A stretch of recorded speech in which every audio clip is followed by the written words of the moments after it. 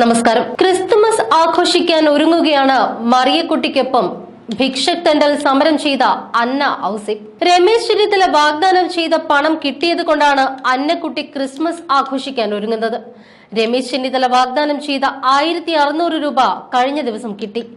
അതുകൊണ്ട് ക്രിസ്മസ് ആഘോഷിക്കും. മരിച്ചുപോയ മകളുടെ മകൻ ഇവിടെയുണ്ട്. അവൻ എന്തെങ്കിലുമൊക്കെ ഉണ്ടാക്കി കൊടുക്കണം. ചായപ്പൊടിയും പഞ്ചസാരയും ഒക്കെ വാങ്ങിയ വകയിൽ 200 ഏക്കർ കൂമ്പൻപാറ കവലയിലെ കടയിൽ കടമുണ്ട്. സർക്കാരിൽ നിന്നുള്ള പെൻഷൻ പൈസ കിട്ടിയാലേ അത് കൊടുത്തു തീർക്കാൻ പറ്റൂ. ഇങ്ങനെയായിരുന്നു അന്നക്കുട്ടിയുടെ വാക്കുകൾ. അതേസമയം ക്ഷേമ പെൻഷൻ കുടിശ്ശിക ആവശ്യപ്പെട്ടുകൊണ്ട് ആദ്യം സമരം നടത്തുകയും പിന്നീട് ഹൈക്കോടതിയെ സമീപിക്കുകയും ചെയ്ത ഇടുക്കി അടിമാലി സ്വദേശിനി മറിയക്കുട്ടിക്കെതിരെ ഇന്നലെയും മന്ത്രിമാർ വിമർശനവുമായി രംഗത്ത് വന്നു.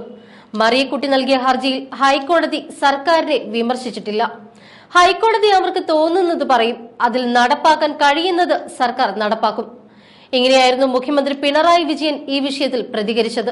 അതേസമയം നവകേരള സദസ്സിൽ നിന്ന് നാട്ടുകാർക്ക് ഒരു പ്രയോജനവും കിട്ടിയില്ല എന്നും നാട്ടുകാരുടെ കുറെ ചോര കുടിച്ചതല്ലാതെ ഇതിൽ നിന്ന് ഒന്നും കിട്ടിയില്ല എന്നും മറിയക്കുട്ടി പറഞ്ഞു. ഇതിനിടെ മറിയക്കുട്ടിക്കെതിരെ വിമർശനവുമായി മന്ത്രി സജി ചെറിയാനും രംഗത്ത് വന്നിരുന്നു. മറിയക്കുട്ടിയാണ് ഇപ്പോൾ ഏറ്റവും വലിയ ചർച്ചയെന്നും മറിയക്കുട്ടിക്കൊന്നും തങ്ങൾ എതിരല്ല എന്നും മന്ത്രി പറഞ്ഞു. രാഷ്ട്രീയം പറയേണ്ട എന്ന് വിചാരിച്ചാണ് തുടങ്ങിയത്. എന്നാൽ പ്രതിപക്ഷം എടുത്ത നിലപാട് കൊണ്ട് രാഷ്ട്രീയം പറഞ്ഞു പോകുകയാണ് എന്നും സജി ചെറിയാൻ പറഞ്ഞു. കേരളത്തിൽ VS അച്യുതാനന്ദന്റെ കാലത്ത് കൊടുത്തിരുന്ന 500 രൂപ പെൻഷനിൽ ഉമ്മൻചാണ്ടിയുടെ കാലത്ത് 100 രൂപ കൂടി വർദ്ധിപ്പിച്ച് 600 രൂപയാക്കി. മറിയക്കുട്ടി ഇപ്പോൾ തുള്ളുകയാണ്. എന്റെ വല്യമ്മയുടെ പ്രായം അവർക്കുണ്ട്. ഞാൻ അവരെ വേറെയൊന്നും പറയാൻ ഉദ്ദേശിക്കുന്നില്ല. എന്തിനാ ഇത്ര തുള്ളുന്നത്? ഇങ്ങനെയായിരുന്നു സജി ചെറിയാൻ ചോദിച്ചത്.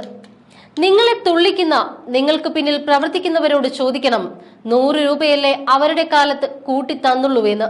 ഈ മറിയക്കുട്ടി അമ്മയോട് സ്നേഹമുള്ള പിണറായി വിജയൻ സർക്കാർ അധികാരത്തിൽ വന്നപ്പോൾ ക്ഷേമ പെൻഷൻ എത്രയാക്കി? 1600 രൂപയാക്കി വർദ്ധിപ്പിച്ചു. ഉമ്മൻചാണ്ടിയുടെ കാലത്ത് 18 മാസം കുടിശ്ശികയായിരുന്നു. ഈ കുടിശ്ശികയടക്കം പിണറായി സർക്കാർ വീട്ടിയെന്നും സജി ചെറിയാൻ പറഞ്ഞു. അതിനുശേഷം ഒരു കുടിശ്ശികയും ഇല്ലാതെ വീട്ടി. 60,000 കോടി രൂപ ഇവിടെ തരേണ്ടത് തരാതെ വന്നപ്പോൾ 3 മാസം കുടിശ്ശിക വന്നിട്ടുണ്ട്. ഞങ്ങൾ കുടിശ്ശിക വരുത്തിയതല്ല, ഞങ്ങൾക്ക് തരാനുള്ള പണം തന്നാൽ മതി. കേന്ദ്ര സർക്കാരിന്റെ ഔദാര്യമൊന്നും ചോദിച്ചിട്ടില്ല. കേന്ദ്ര സർക്കാർ കേരളത്തിന് തരേണ്ട പണം തരാതെ വരുമ്പോൾ ഉണ്ടാകുന്ന ബാധ്യത അത് പെൻഷനെ ബാധിക്കും.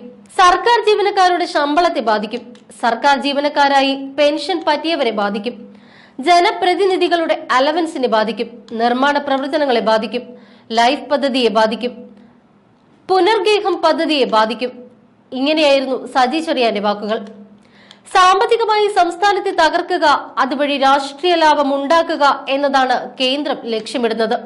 സാമ്പത്തിക തകർച്ച കൂടാതെ ഗവർണറെ ഉപയോഗിച്ചുള്ള നീക്കവും നടക്കുന്നുണ്ട്. ഇങ്ങനെ ഭരണരംഗത്ത് സ്തംഭനമുണ്ടാക്കാനാണ് കേന്ദ്രത്തിന്റെ ശ്രമം. നിയമസഭ പാസാക്കുന്ന നിയമങ്ങൾ ഒപ്പിടേണ്ടത് ഗവർണറുടെ ബാധ്യതയാണ് എന്നും മന്ത്രി പറഞ്ഞു.